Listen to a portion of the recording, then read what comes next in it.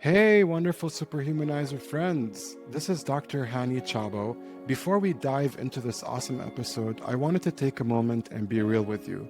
So much work goes into bringing you these conversations. The research, the preparation, the production.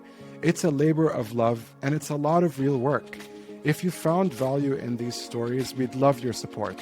Join our Patreon for as little as $10 a month. You'll get early access to episodes, extended interviews, and even direct access to Katie and I. Or you can send a one-time or recurring donation through our PayPal link. Both links are in the show notes below. You're helping us build a team to produce more content and inspire more humanity. Thank you. Now, let's get into it.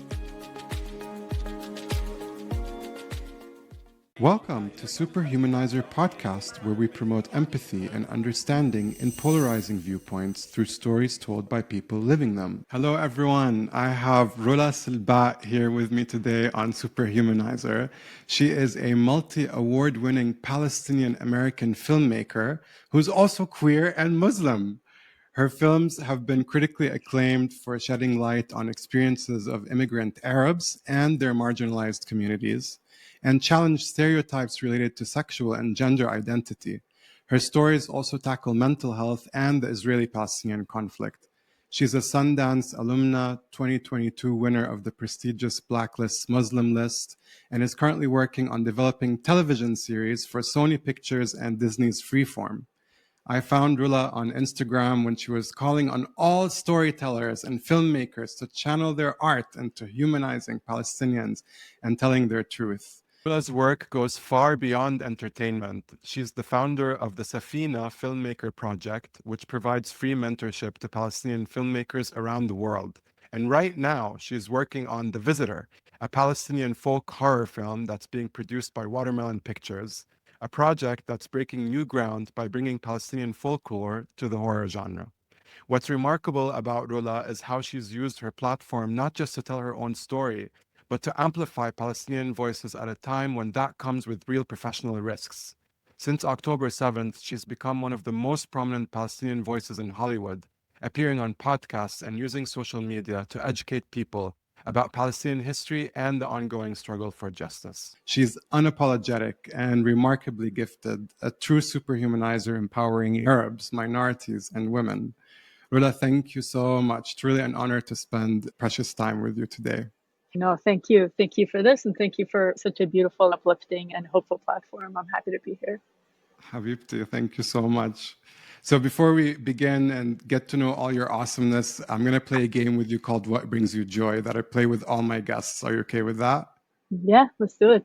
Okay. Rola Habibti, what brings you joy? شوف أقول لك it's hard. I want to acknowledge off the bat that it's hard to feel joy when your people cannot feel joy, when your people are not joyful. But there are things that do bring me hope, and hope is adjacent to joy. So I think what brings me hope and joy is, thank you, Habibi. What brings me hope and joy is the beautiful global movement and community that we have found ourselves in. It's something that you only kind of dream about in a way, that we all collectively come together, and not just for Palestine, but for oppression and marginalized people around the world. And it's really brought people from all walks of life, no matter what language you speak, no matter where you're from, no matter who you are. And that brings me a lot of hope, which in turn brings me joy. Beautiful, so beautiful. Thank you. What brings you joy? Music uplifts me, which brings me joy. With music, you even see, like in Gaza and in Palestine itself, it's a way to really spark your inner hope, which again brings joy. I really have been leaning into music a lot. Even when I do like my Instagram lives, I always have music in the background because I feel, again, it's a way that we collectively experience and something we can collectively share, again, no matter what language, no matter who you are, where you're from. So I think music also brings me hope and joy. Beautiful. And I did see you're a wonderful, accomplished piano player. How'd you find that? I told you I went into the Rola vortex. Okay. I did. I went into the Rola vortex and it was wonderful. Thank you, my dear. One last one. What brings you joy? I'll do something simple. What brings me joy is really the simple things that our people in Gaza and a lot of places around the world don't get to experience, which is just taking a breath without pain, physical pain, drinking water, having a meal when you feel like having a meal, drinking shea when you're feeling a little chilly now in the winter. Those are things that it's not necessarily that they make me feel joyful, but it's that I always feel with our friends and family who cannot have that at the moment. And I always hope that changes in the future and hope that we are part of that change. Thank you so much. I really Yeah. enjoyed listening to those joys, and I've learned more about your heart. Would you mind doing that for me? Let's do it. I love it. So, Hani Effendi, what brings you joy? Being here with you, my dear, it's bringing me a lot of joy. I was so happy to connect with you. Like you said, like us coming together and all of this has been truly a miracle and a blessing. And when I found you and started learning more about you, I thought, wow, an Arab that is really outspoken and sharing all these stories that need to be talked about in the Arab world, especially for me as also a gay man and an Arab, to see somebody telling stories that on some level also tell my story. So that really brought me a lot of joy. I love that. That actually means the world to me. And what else brings you joy?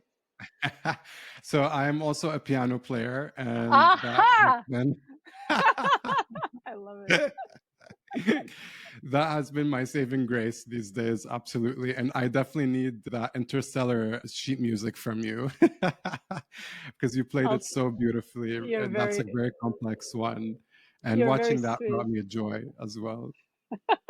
I love that. I'll tell you a secret about that after I ask you one more time, Hani, what brings you joy?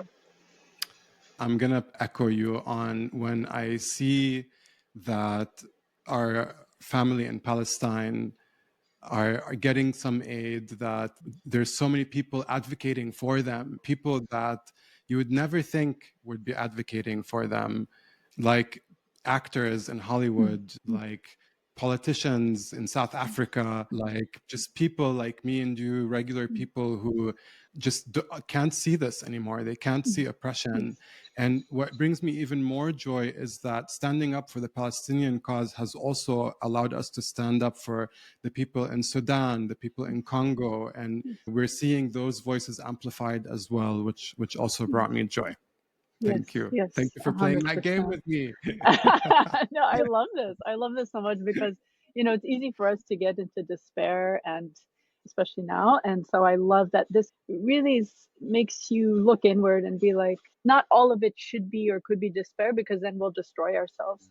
And without hope and without joy, then we can't give other people hope and joy. So I love this game. Do you want to hear a secret about the interstellar Yes. sheet music? Yes, please. Here's a secret. I don't know how to read sheet music. What? I don't. I play by ear. Mind blown. Yes, Mind blown. yes, yes, Wow. yes. Oh So my, I listen to something and then I play it, but I don't know how to read. Yeah. that's amazing. Even more telling of your genius and your Thank you. creativity and the art that lives within you. Thank you for Thank you. telling us that secret. I encourage all our listeners to go immediately to Rola's profile and listen to her playing Interstellar that she learned without sheet music. Oh my God, amazing. Amazing. So tell us more about you. You're so awesome. Where are you from and what is your background? My background, my family's Palestinian, my mom and my dad. So my mom's family is Min al-Quds, so from Jerusalem. And my dad and his family is from Shif Amir, which is kind of, I say, next to Haifa. Is maybe a good way to think of it. So that's where they're from. And then I grew up in Abu Dhabi, in the UAE. And yeah, and then after the first Gulf War, we came here to the United States because things were unstable, opportunity, all that type of stuff. So I came here to the US for high school, university, and yeah, just stayed. So, Nice. And how did you get into filmmaking? ooh, filmmaking. I have been obsessed with filmmaking since I was a kid. So when I was in Abu Dhabi, my dad brought home like one of those big like VHS cameras, like it was the size of my head. Yes. Uh, And originally he got it for, what do you call it? Like birthday parties and all that Events type and of, yeah, birthdays. events. I immediately took it over and I would do all sorts of things. Like I dress up my little sibling, my younger siblings, sorry. Oh, they'd hate that I said that.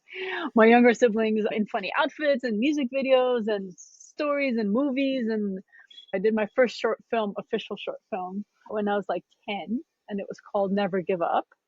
And my mom was my DP because I also acted in it. Don't worry, like no one will ever see that ever. So I will never show it to anyone. I want to see even more now. No, it is eager and as a title, right? Like Never Give Up is so ridiculous. Yeah, so I fell in love with it. But you know, when I was younger, there was a place called Dukkan, so like a little bodega. It's called Nice. El Kaman, and it used to sell hummus sandwiches, but they also sold bootleg VHS tapes. So you just leaf through these folders of these American movies and TV shows and all that stuff. And you'd be like, oh, yeah, I want to watch The Simpsons or The Sound of Music or Charlie and the Chocolate Factory. And then record it on a VHS tape for you and then you take it home. So, Wow. yeah. So I was Wow. obsessed with movies, TV, all that stuff. But I never thought in a million years that I'd be able to do it. Wow. Right? It's like, oh, you're playing around with a camera and your friends and your siblings and your family, but I never thought that, filmmaking is for people like Spielberg or for people like James Cameron or for Scorsese. Like, I can't do it. Or not that I can't do it. It's not for me. It's not meant for me. I'm only the audience. I'm not the creator. I'm not the maker. I'm not the whatever. So when we came to the US, I love technology. So I got my computer science degree. But as I was getting my degree, it kept nagging at me. I'm like, I just love writing. If I can't direct, why don't I just write? So that's how it started. How do I write? ما بعرف. I literally went to the library and I got like screenwriting 101. I didn't know anything about it. I just started writing and trying and do this, do that. And I got scammed. I got scammed from Hollywood. It's like, oh, pitch your script to Hollywood for like something crazy, like $10,000. It was some big scam that like حوشت كل هالمصاري. Like I saved up and I went to LA and I tried to whatever and they took my money and I'm like, okay, well, Oh. I know. But you live and learn. This is what I learned. In Arabic, we would say, what a basa. Yeah. Right. Dude, basa, Like yeah. they screwed you over. Totally. They screwed you over. Definite basa. So this was a lesson I learned, which is, I'm like, look, if no one's going to make my stuff, I should learn how to do it. Okay, I did writing. Let me try and direct. So I wrote some short film. I went on Craigslist. I didn't know what I was doing. I'm like, what's in a crew? I guess you need a camera person. Let me get a camera. Yeah, and I just started literally making up, you know what I mean? Looking, So I got my first crew. I did my first short film. I actually snuck into my place of work. I was working at a technology company at the time. And in the weekend, I used my badge, my security badge, to go in and use the office as an office location. Thankfully, the security didn't catch us. But I did that. I did the short film. And then I'm like, I saw my editor editing. I'm like, I need to learn how to edit. So I paid him extra. I'm like, listen, if I pay you a little extra, do you mind if I just sit here literally over your shoulder, nag you every day, ask you questions? He's like, yeah, go for it. So that's how I learned to edit. And that's literally how it started, like writing, directing, editing, producing. And I just kept going and going and going. I made another and another and another until I started getting into film festivals and getting bigger and bigger and bigger. And then finally, the kind of big moment was when I did Three Veils, which was my second feature film. And that kind of really catapulted me into the kind of international like film festival scene. And and I never looked back after that. So Beautiful. So you basically did the same thing you did with your piano playing. You got crafty, you taught yourself, and you did so amazingly well.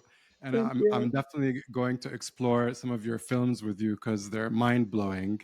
But before I do that, you are a triple minority, especially in the film world. You're queer, Palestinian, and Muslim.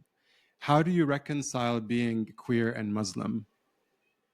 I don't think that there's any reconciling for me. I don't know what there is to reconcile really, but maybe other people It makes other people have to reconcile with whatever they need to reconcile with. Faith and who you love really have anything to do with each other in some way. I understand that maybe different interpretations of holy books, whatever they are, right? I understand that there are people whose job it is to interpret these things and very specifically, and this is what it says. But I also know that there's a pick and choose type of a thing that's going on, right? I think in the end, that's between you and the universe or you and the maker, and then kind of live and let live, as long as, not only as long as you are not hurting anyone else, but as long as you are helping people and in service of people and in humanity. I feel comfortable putting my head on my pillow at night, and that's the most important thing. So. Beautiful. I wish as a child I knew of you, because it would have been so important for me to see that and to help me come into myself and to also reconcile my Muslim upbringing with being gay. And I know your movies are so important for both Arabs and all people, really, all people that are experiencing having to wear a different mask or having to conform. And so I'm so grateful for you. And I wanted to ask you that question because I thought it was so important for people that didn't have that, like me and you, to hear that from you, because they can be reconciled. And it is between you and your maker. And spirituality is not about who you love, it's about how you move in the world and how you interact with others. And I definitely think Islam is something that can exist at the same time as being queer. So thank you so much for answering that for us. How has being a triple minority given you opportunity in the world that you're in? Opportunity. I think the stories are more interesting. There is something to walking in the world, being able to not just relate, but to experience different ways of moving through the world, right? Whether if as a woman or as a Palestinian or as a queer person. I think there's something that I'm very thankful for, to be able to relate and experience so many different types of ways of moving through the world. And that makes my empathy even grow more to other experiences that are not my own. So I think that's really important as a storyteller. The point is to show stories and characters and journeys and experiences that people don't usually see or that people don't usually connect with. And that is something that I wouldn't be able to get if I wasn't, as you say, like a triple minority. So beautiful. Yeah. What would you say to those who would argue that the only reason you're able to tell these stories, which tackle touchy Arab subjects, is because you live in the US? I mean, look, I can't say that it is not helpful to be in the US. I cannot say that at all, especially because in Los Angeles specifically, there are a lot of resources that I am afforded, that I have a privilege to access that other people, even within the US, cannot access, and certainly around the world. So I would like to acknowledge that privilege 100%. But I would also like to acknowledge the phenomenal artists in the Arab world who I look up to, you know, like Nadine Lebaki, right? I mean, just that alone, like she's phenomenal. And I'm just mentioning one person. There's so many. So yes, absolutely. I would like to acknowledge the privilege that I have, but I do not think that just because I'm here, that there are not artists in the Arab world and around the world that are doing just work that I aspire to, that I look up to, and I hope to one day even hold a candle to the flame that they are. I know that you are going to change the way this conversation is being had in the Arab world through your movies and just the way you tell your stories. I know many are looking up to you in the Arab world that want to get into filmmaking. And I love that you mentioned Nadine Lebaki, because actually one of her most famous movies also tackles the queer identity, even though it was made in Lebanon. I loved everything you said, and I agree, like there is much openness and freedom in the Arab world, even if it's not in your face. And it does show in the way that artists express themselves, especially in film. So let's explore some of your amazing films. The common thread that I found really, and please correct me if I'm wrong, is advocacy of representation and challenging stereotypes through storytelling. Why is that important to you? I would say that that's certainly a big aspect of my work. But the way that I like to kind of categorize it is I really like to tell stories that push boundaries, but that unite audiences at the same time. That really is what I would like to do. And I hope to do in my work.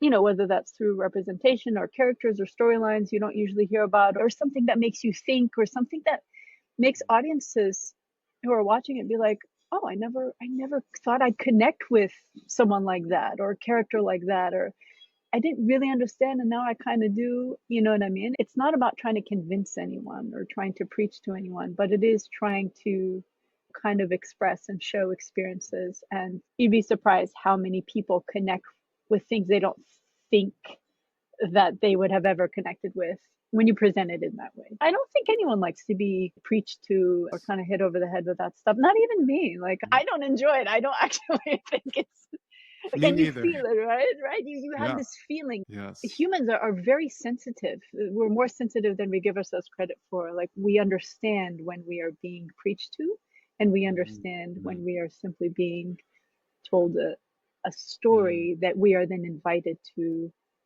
listen in on. And that's what I try to do. So beautiful. And I definitely feel like in the stories you're sharing, it's about us being inspired through their journeys rather than us being told, this is how you must live, or this is wrong, Yes. or this is right.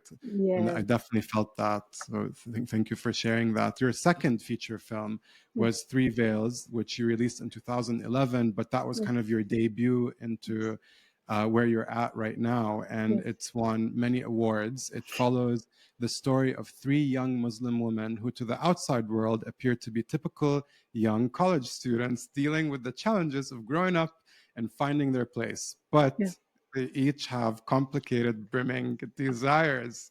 Layla is engaged to be married but has cold feet. Amira is a devout Muslim repressing her lesbianism.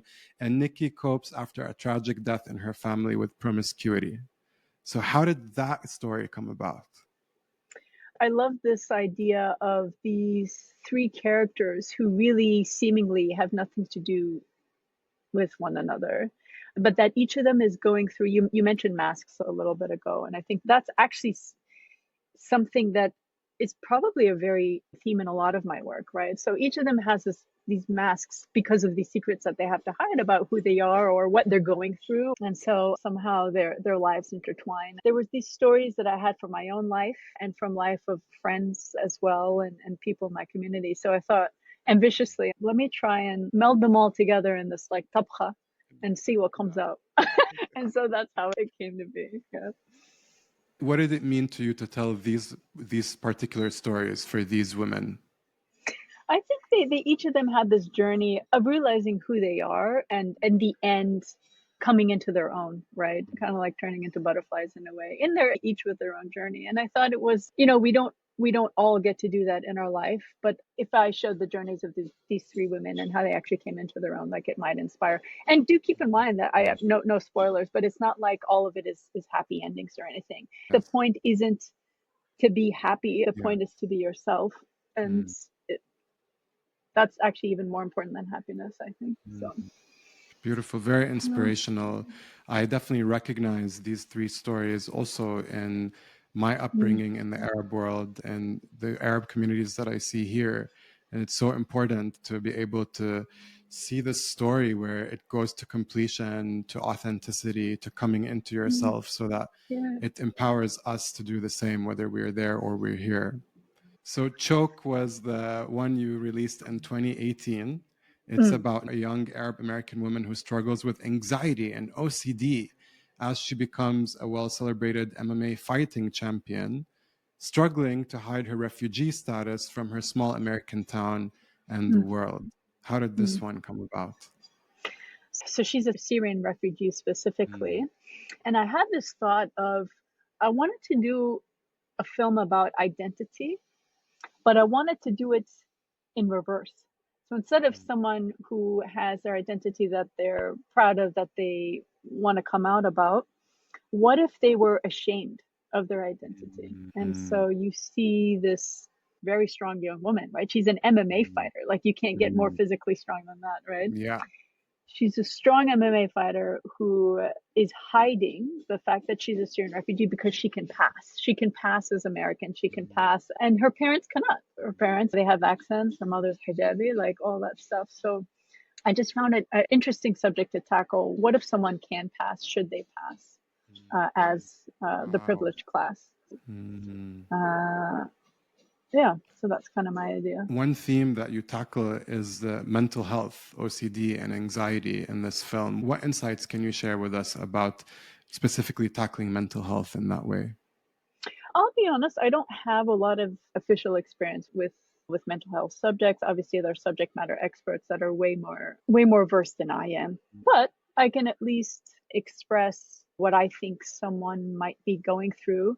I myself have experienced a lot of repression, and repression can really, really mess you up in a lot of ways. And I think one of the ways is it can come out as someone being neurotic or having anxiety or something like that, because there's something you are actually actively repressing every second, every minute of the day. Absolutely. Absolutely. Yeah. So if you are hiding who you are from your small town, if hiding, her being a Syrian refugee, if she's hiding who she is in front of her parents as being having a girlfriend and being a lesbian, like she's hiding something from everyone. So there's no safe space for her. So I can only imagine. I mean, I myself had a lot of feelings of repression that really ended up messing me up in a lot of ways. Alhamdulillah, I'm much more at peace now. But yeah, especially when you're younger. And so yeah, so that's what I wanted to express.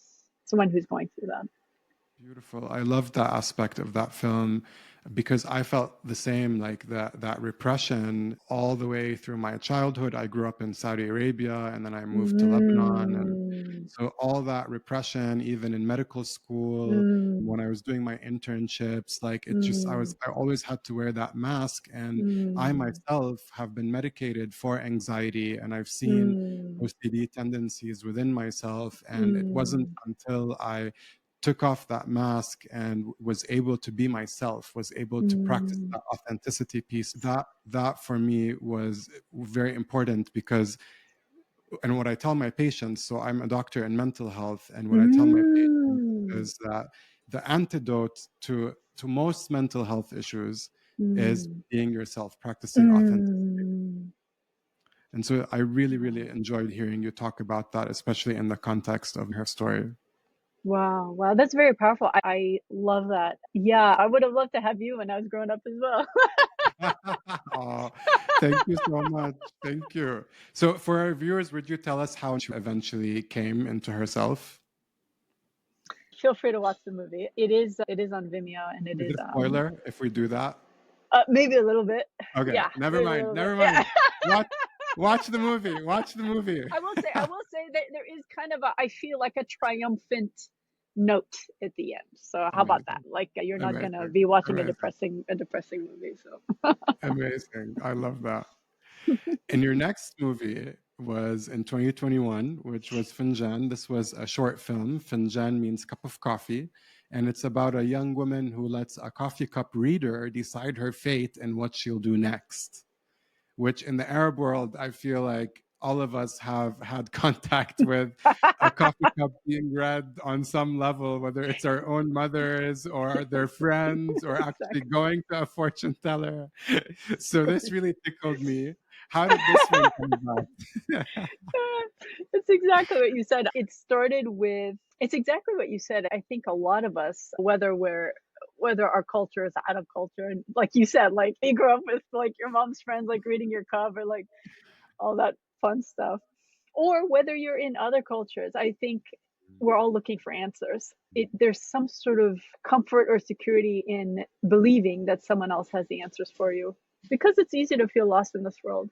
And so you have um, this young woman who is experiencing ghurba, right? So she's away from her dad, who's in Palestine.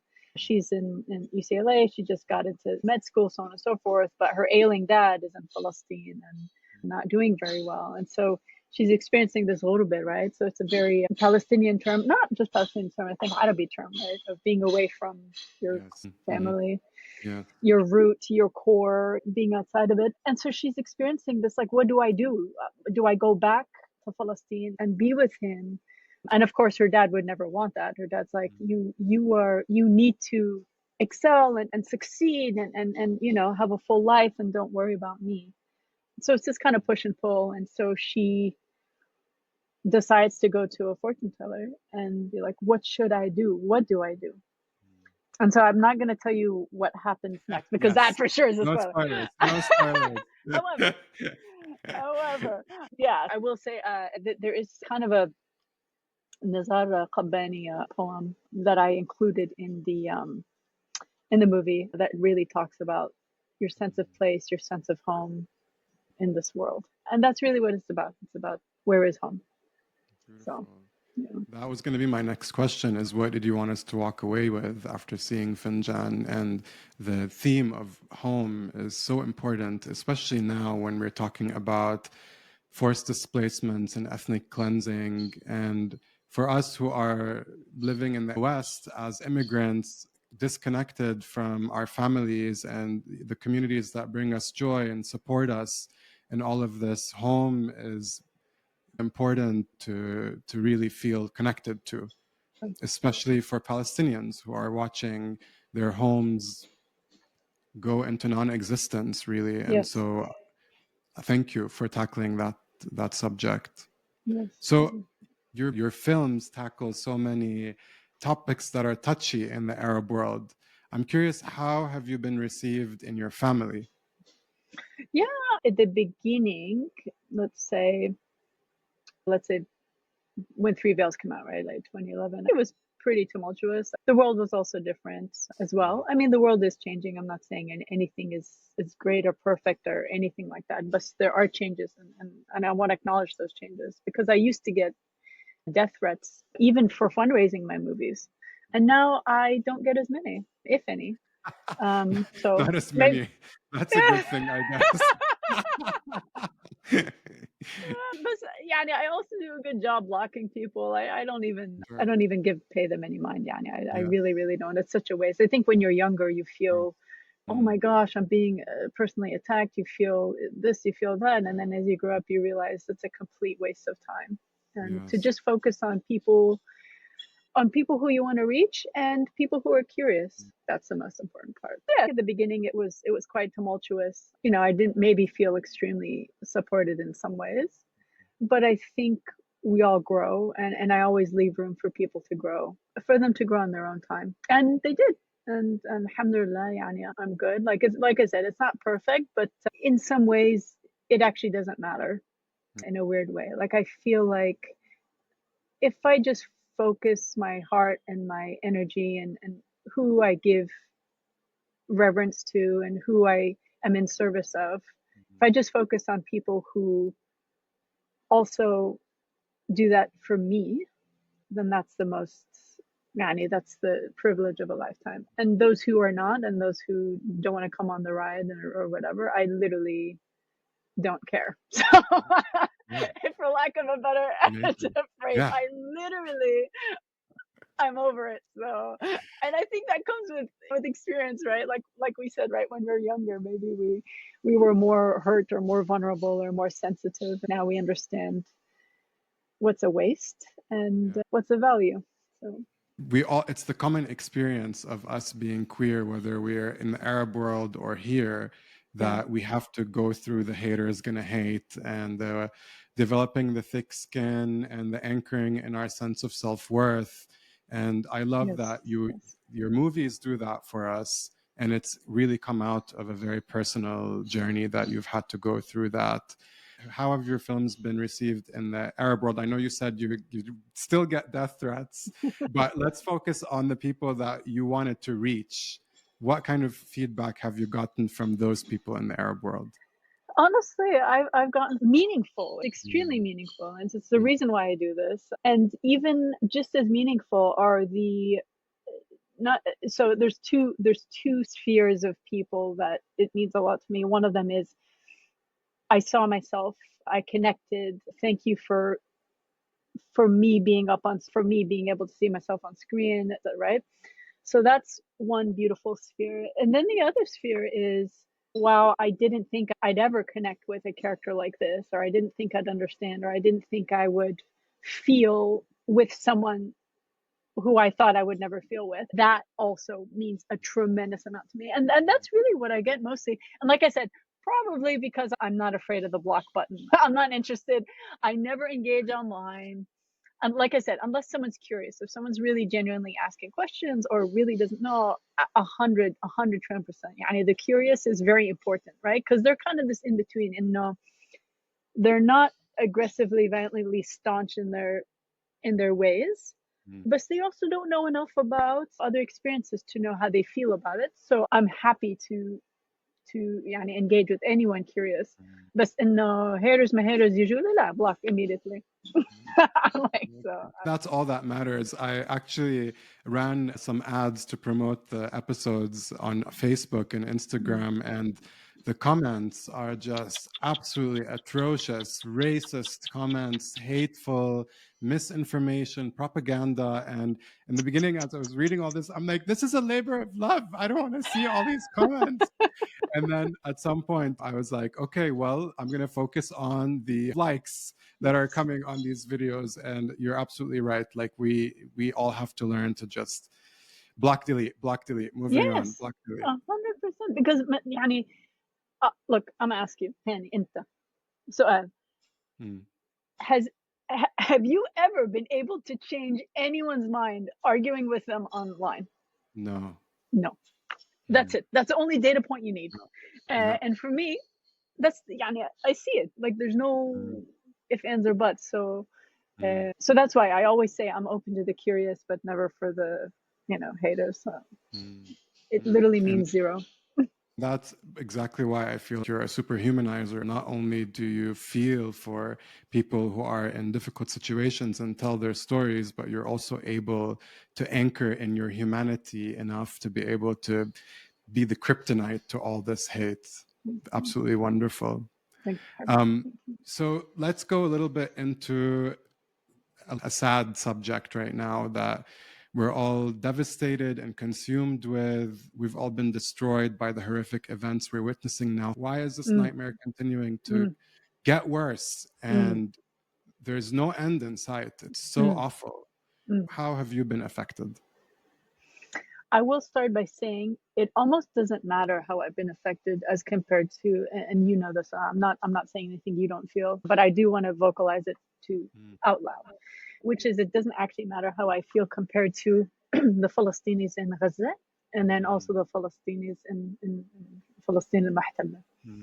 But since you are asking, occupied Palestine, exactly. Since you're asking, I think like all of us, exactly what you said, destroyed is for sure a perfect term. Very destroyed. I think what we're all feeling is exactly, again, what you said, which is it seems never ending. It seems like there's no end in sight. And that comes from a feeling of, why is no one stopping this? On one hand, we're very used to the imperial powers attacking oppressed people, taking land, doing what they want, right? We're used to it. So it's not a shock to us. Yes, absolutely. A genocide like this has never been quote unquote televised as it has been, as documented as it has. And certainly this is the worst atrocities that Palestinians have seen since the Nakba. That's without a doubt. Yes. So, Bess, we are not shocked. It's not a shock. The shock comes with, why is no one stopping this? That's the shock. We expect it from Israel, we expect it from America and the UK and maybe Western Europe in some ways. But the rest of the world? What? What is happening? So that is where we are. That's the biggest shock, and that goes along with the gaslighting, right? The gaslighting. You're not seeing what you're seeing. It's not happening. Nothing to see here. It's like, what are you talking about? And you marry that with just how violent and aggressive and inhumane and destructive this has been. The gaslighting feels even more insidious, and it's enough to make you, and you're in mental health, right? It's enough to make you truly question your sanity. Truly, it really has been quite awful. But I think that's where social media has come in, and that's what has been connecting all of us. And I feel like first and foremost, what it has done is made us ask each other, forgive me for this term, right? Especially the mental health expert, but like, am I crazy? Is this not? And I felt that too. Yeah. And then so for others to validate, no, you're not crazy. I'm seeing this too. Are you seeing Mm, that? I'm seeing that. And so you start collectively coming together like, wait a minute, we know what's happening. Don't tell us what's not happening. And that's grown and grown and grown. And like you said, like bringing in to light so many other important atrocities happening in the world. And so, but yeah, that's kind of where I'm at mentally at this point. Me too. I've really questioned my sanity in the last 3 months. I found myself for the first time in my career. I've been practicing medicine for about 8 years now, and Mm. I found myself for the first time being comforted by my patients instead of me being the one Mm, that's so comforting my profound. patients. And it's beautiful that a lot of them are curious and want to know, and Mm, when they learn about it, they're mm, angry and they want to be mm, involved. And mm, that's been helpful to me to feel like people care and mm, want to do something about it. But mm, I myself have had to restart my antidepressant because I was mm, just so consumed and not mm, able to regulate that, and I had to use my mm, own tools to help mm, myself navigate all of this. And mm, then mm, starting this podcast has also been helpful, so trying to do everything I can to mm, help, instead mm, of just sit and simmer in mm. what I'm feeling. Yes. And I know you've been doing the same. That's how I found you. Your profile is full of activism and Mm, what people can do. And one really powerful video was your message to other filmmakers and storytellers. So would you mm. mind saying that message on here so that people can hear it? Yeah, certainly. I've been in the studio system for a few years now. So I moved from independent film to the studio system for a few years now. I have some insight into how projects get greenlit, how projects are made, what projects are made. And what I was saying is that right now Hollywood, and I'll say Hollywood, but I'm not talking about independent film, right? I'm talking about studio system, Hollywood system. I call it corporate, the corporate system essentially. Mm-hmm. Um, the types of projects that are being circulated are so ignorant, are so harmful to Palestinians, to Arabs, to Muslims, to brown people in general, quote unquote people with beards. It's really, really awful. And so what I was saying is that keep your eye out because these projects are being greenlit. There's going to be this whole swell. And I was saying that because it takes a year or two to make TV shows and movies. So I'm saying keeping an eye out for the next year or two, just the swell of movies and TV shows that are going to vilify who they want to vilify, put up as virtuous who they want to put up as virtuous, amplify voices that they want to amplify. And it was a call to all artists, filmmakers, writers, directors, even musicians to write the stories that they want to write, make the movies that they want to make. I myself am going back into independent film as well, because that's where you truly are able to speak your voice and your truth. And we need something to counteract what is happening and what's about to happen in Hollywood. So that was my message.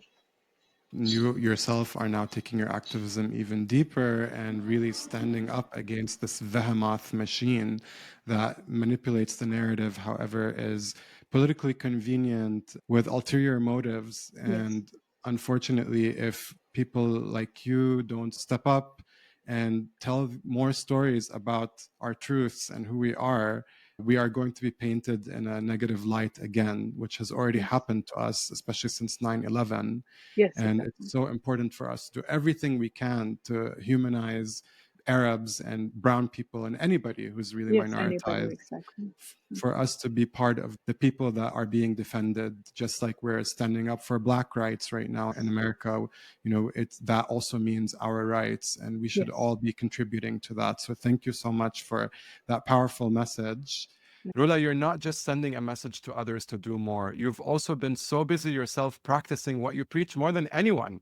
Since October 7th, you've become increasingly vocal about Palestinian rights, appearing on podcasts and creating educational content on social media.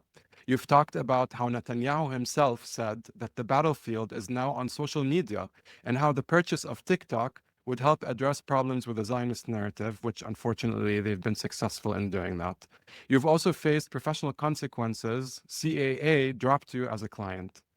You've been offered countless projects over the years to quote unquote humanize Palestinian terrorists or write the wives and sisters of terrorists, roles you've consistently turned down. But now you're working on The Visitor, a Palestinian folk horror film about a young man in Jerusalem who must save his family from a ghule, a female demon from his grandmother's folktales.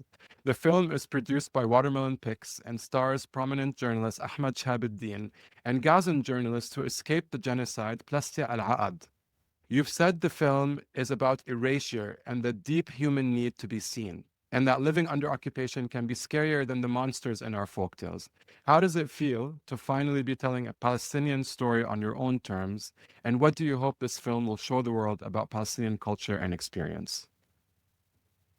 How does it feel? I feel very humbled and proud to be working with such Palestini talent, telling our own stories. I feel so, so humbled and proud about it. You mentioned me being dropped by CAA. I want to say that wasn't a small thing for me, meaning in general, like as a kid, I had always dreamed about being part of the Hollywood studio system. And so rising up in the ranks in indie filmmaking and then finally getting signed to CAA in 2018, it was a big deal to me because it meant like, oh, I was achieving the dreams, these filmmaking dreams that I had. Is like, I am finally part of Hollywood, right? Then, and at the time, like you mentioned, like at the time being Palestinian, because I was always like very, mission best open about who I was, but very proud. But at the time, like you mentioned, I started realizing that I was a token. So they only want Palestini voices or filmmakers, whatever, if you are a token to them. So they can either parade you around as some sort of diversity box, or they have already stories that they have put in place that they want you to come and validate. To your point, مثلا, I remember like my agents called me up and they said, oh, we have this project and they're looking specifically for a Palestini writer. You want to come on board? So I was so excited and I said, wow, what story is this? This sounds amazing. And Hollywood, Palestinian story. They're like, oh, and then just come to find it's not a Palestinian story at all. It's an Israeli filmmaker who was making an Israeli story about this some sort of double agent who was like Israeli civilian by day and like some sort of like infiltrator by night. And I was going to be coming on board as a writer to humanize the terrorists and then the wife of the terrorist as well. And then the sister of the terrorist as well. And so it like quite literally was that. And so I declined it. Yeah. And so I declined it. And doing that. Dude, shoo, thank you. Oh my gosh. Like imagine I couldn't sleep at night. Imagine doing that to your own people. I don't know. I know some people do, and I would like to say, hey, no shade to them, but full shade to them. Full shade and shame. Of course. Shame with 3 bells. Shame, shame, shame. How? Well, it's shameful. And you're just like enslaved by this system that just wants to use you. Anyway, my whole point is to say that even when I came into Hollywood and I realized I was a token, I'm like, Yimkin, okay, I'm getting these things, I'm going to reject them, but maybe I can write my own stories and my own things, and maybe then they will. And then, of course, I started speaking up about the genocide, because how could you not? And then they dropped me, and it was the biggest gift in the world to me, because something that I thought I wanted, I thought this was my dream. I thought this was the pinnacle. I thought this means you are validated as a filmmaker. You're in the same agency as Tom Cruise and whoever else. Like, you've made it. And then come to find out that it's all just vapor. It's all smoke and mirrors. It doesn't, it's meaningless. Meaningless. So my only regret, as I like to say, is that I didn't call them up and drop them first. I should have done that. I should have done that, but I didn't. But every week I would like joke with my like family and friends. I'd be like, oh, CAA still hasn't called to drop me. I wonder what's going to happen. I'm so sorry that happened to you. You know, that absolutely sucks. It's wrong. On one hand, you worked so hard to even be in that agency and really in that space. And then on the other hand, you've become larger than them. You've become larger than that. And your humanity, your message, your mission is larger than that space. And you're a free woman and you're a free filmmaker. And here you are, using your talent and your awesomeness. And the reason you were even in that agency, you're using it without limits on this new film, and a horror film of all things.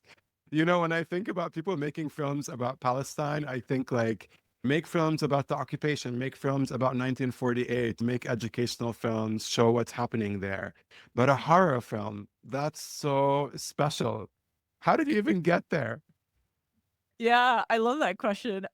So what I was trying to do, and by the way, I wrote this, I dried the ink on it at the top of January 2023. So I wrote this even before Wow. the genocide. Wow. And it's, Wow. but like you mentioned, it's set in Jerusalem. So my whole mom's side of the family is Min al-Quds from Jerusalem. My whole dad's side is from Shif Amir. So anyway, so it was like basically based on obviously what we've been seeing in al-Quds and everything going on. The world started understanding when they saw Sheikh Jarrah, right? So I'm like, okay, the world's starting to understand. And then what really inspired me actually was two films. One of them was Get Out, Jordan Peele's Get Out, and the other one was the film Parasite. So I was thinking like, first of all, this is horrific. It's an actual horror that is happening in front of our eyes.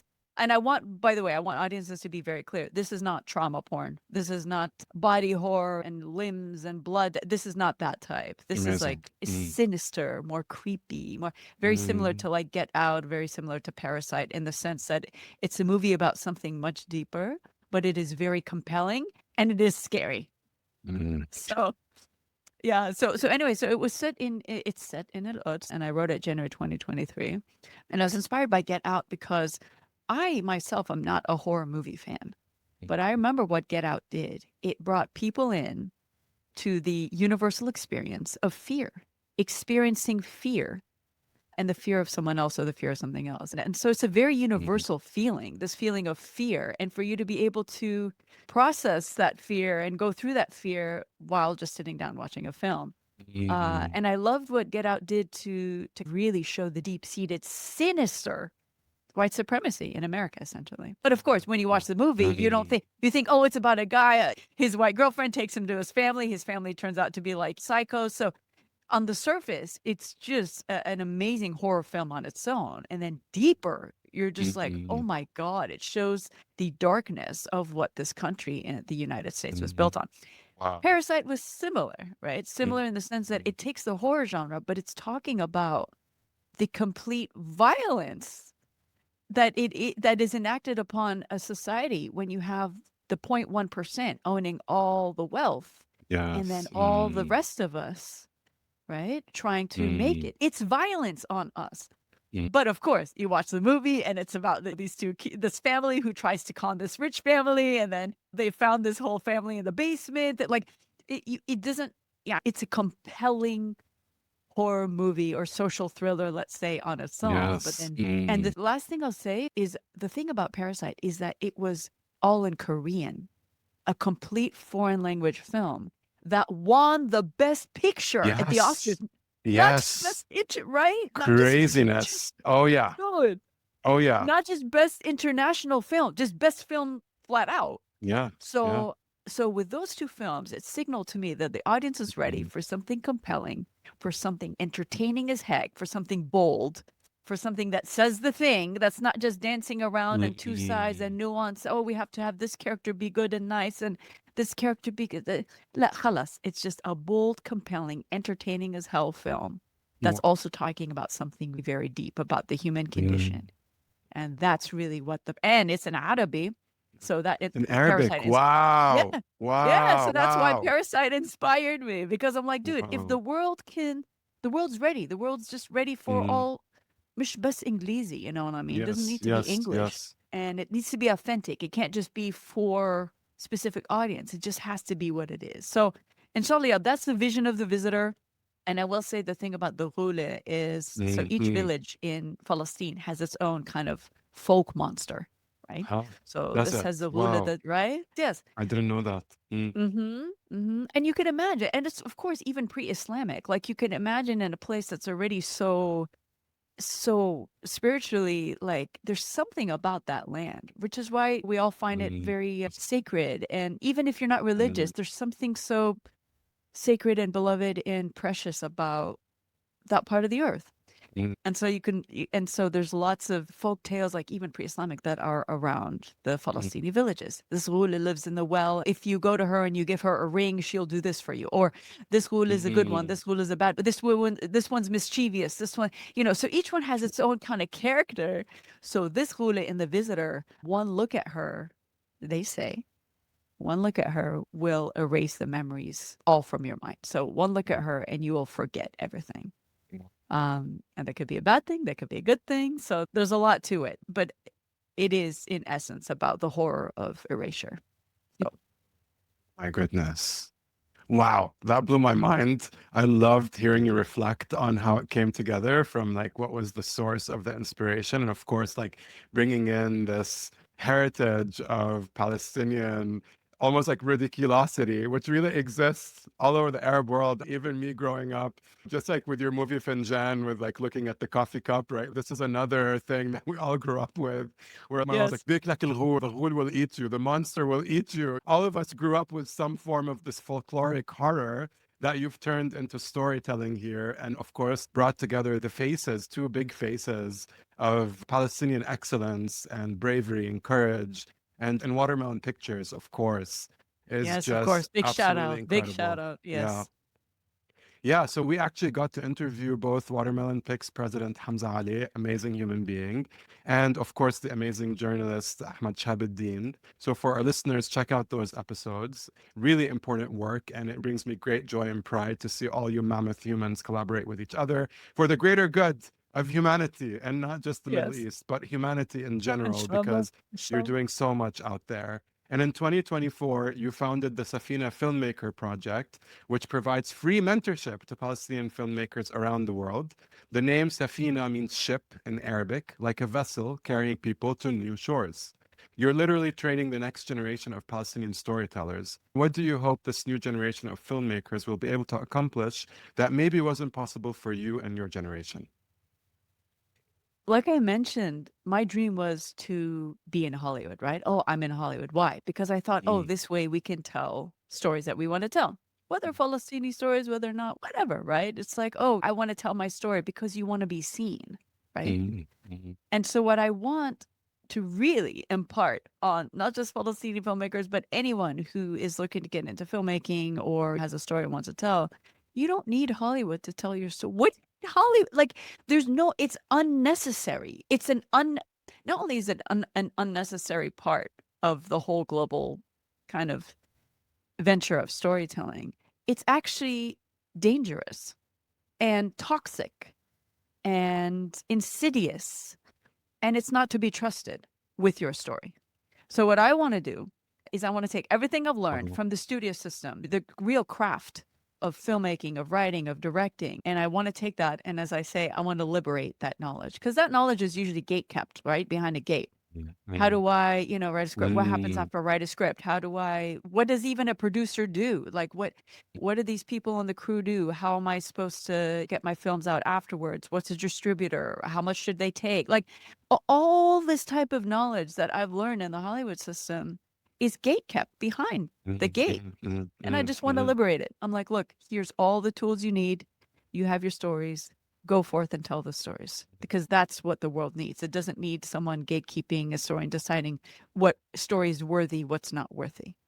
So that's really the precipice behind it. So not just, like I said, we have specific programs for Palestinian filmmakers, specifically, like example, we launched our fellowship this year, where they literally, like 5 filmmakers literally got both funds as well as mentorship, like direct mentorship to make their films and stuff. But all of our workshops are free for anyone. So our workshops are free for anyone around the world. We try to make it in a time zone that covers almost all the world. The only one that gets a little shafted a little bit is, unfortunately, Australia and a little bit Of of East course. Asia. Oh my God. Of But I course. know, I'm so sad, Sure. But we love them. We love them, even though they're I in the know, opposite side of the world of I'm us. But so we love sad. I'm them like, and just we put an want them in our alarm on. circles. I Yes. know. I'm just like, just put an alarm on. I swear it'll be worth it. Can But people see the recordings somewhere? no, they can't. No. And why is So that? live. I've been asked that a lot, by the way, like, oh, you know what I mean?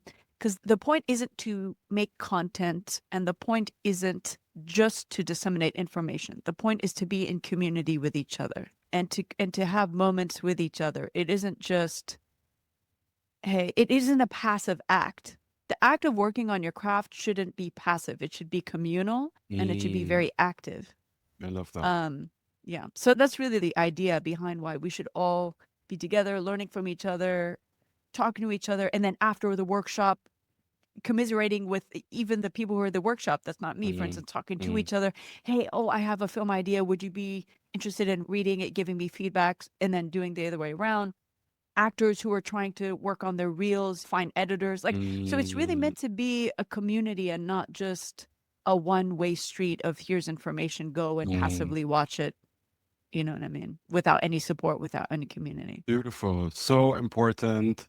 It's the way we're going to reclaim the narrative. It's the way we're going to paint our own picture and spread that to the world. And community is so important on so many levels, whether it's in filmmaking and crafting and art or mental health and just basic humanity. And there's nothing more important than finding your people and reflecting off of them, learning from each other. And thank you so much for creating that circle of people that can do that with you in particular, with all your talents and gifts and the knowledge, it's going to pave the way for people to get there quicker. I know, like for you, and you told us at the beginning of this episode how it started for you, and it was a rocky ride, and here you are not wanting that same experience for others by creating this avenue. So thank you so much for that. How would people be able to apply for this or find Safina? Yeah, no application necessary at all. Either follow us on Instagram, Safina Filmmaker Project, or go to www.safinafilmmakerproject.com. Yeah, not necessary. So we go seasonally. So we should be announcing our next kind of slate of free workshops like for January to March. And I just want to give a huge shout out to every single mentor who's come on board, shared their craft with people. We've had people from previous Disney animators, do a workshop in animation. We've had people who, Sundance winners of documentary filmmaking tell us about how to start making documentaries, like what are the steps to think about. We've had people teach us how to pitch in a room to producers, investors, so on and so forth. We've had it literally runs the gamut. And so I just want to take this second just to say thank you to every single person who has come and help us mentor and be mentors to this community. And they do it, by the way, voluntarily. They do it completely voluntarily. They volunteer their time, and it means the world to me. And I know it means the world to us as a community of independent filmmakers. So big shout out to the Safina Filmmaker mentors. Such a gift to all of us. We are almost at the end of our time together. I don't like ending, by the way. I don't like them.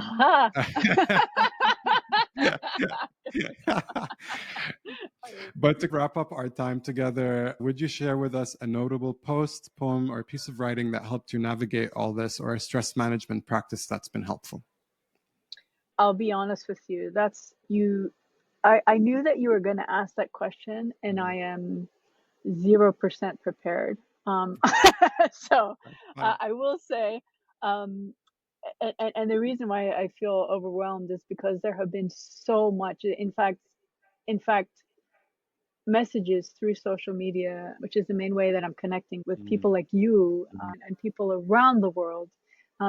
Has been, it's going to sound very, very counterintuitive, but it has been my saving grace. It's been the place where I go to like we said, am I going crazy? It's like, no, you're not. We are all feeling the same thing. We're seeing the same thing. And then secondly, lifting each other up, educating each other, keeping each other vigilant. Hey, I saw this piece of information, it's not cross-referencing this, holding each other accountable, making sure we're really getting the clean information that we can then use to empower us. So to be honest, I can't think of just one post, but it has been my saving grace, and it has been the thing that I go to in order to feel solidarity, to feel hopeful, to be honest with you.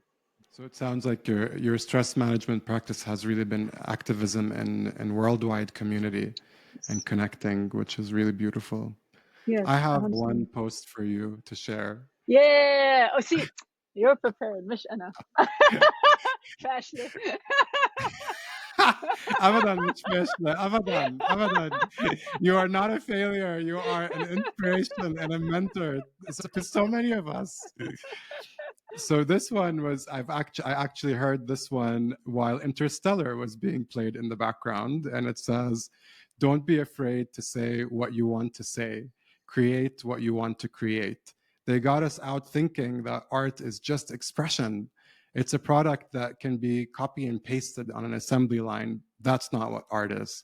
Art, by definition, is a unique expression. A copy of something great doesn't make it great, just a commodity. Art is being bought and sold by people who've never created anything in their life. People can tell the difference. By the time this is all done, people will be hungry for something real. So keep creating your art. Don't be afraid. Don't let them make you afraid to create. Who's that one from?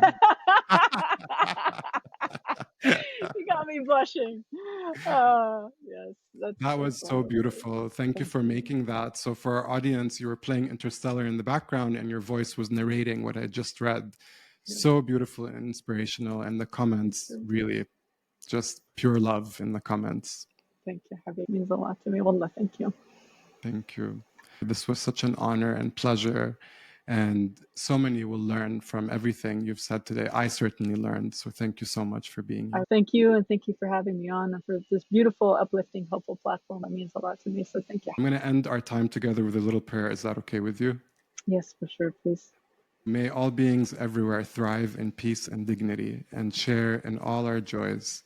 And may we see true peace in the Middle East for all in our lifetime. Ameen, inshallah. Ameen. Hey, Superhumanizer, it's Katie Bogan here. Before you go, I have a quick ask. If today's conversation moved you, would you please leave us a review on Apple Podcasts or Podchaser? Both links are in the show notes, and your reviews really help us to reach more people who need to hear these stories. If you found this episode valuable, please share it with a friend, a loved one, or anyone who you think would benefit from it. Your reviews and sharing help us inspire more humanity in our world. Thank you for being a friend of Superhumanizer. See you next episode.